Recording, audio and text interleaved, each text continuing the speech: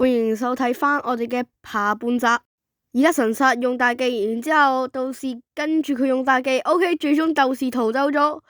可見佢哋雙方都係殘血，所以而逃走。OK， 而家神煞追上嚟，OK， 神煞嚟咗一個漂亮嘅攻擊，將道士獵殺咗。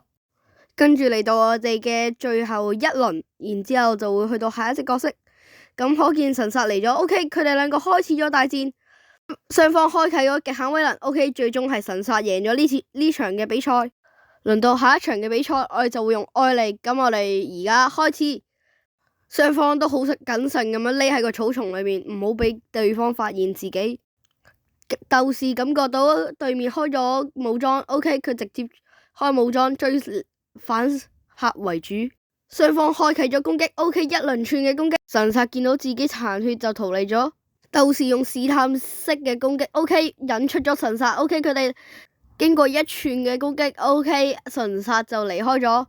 鬥士想追擊，但係已經遲咗。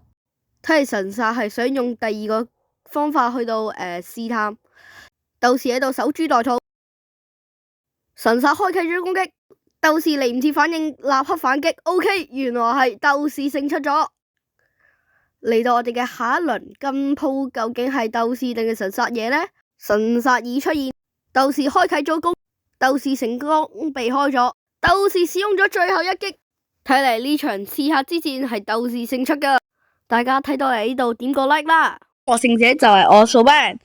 咁今條片就嚟到呢度，咁記得訂閱掃班人同埋愛打交的愛的家嘅 channel。咁我哋下次見，拜拜。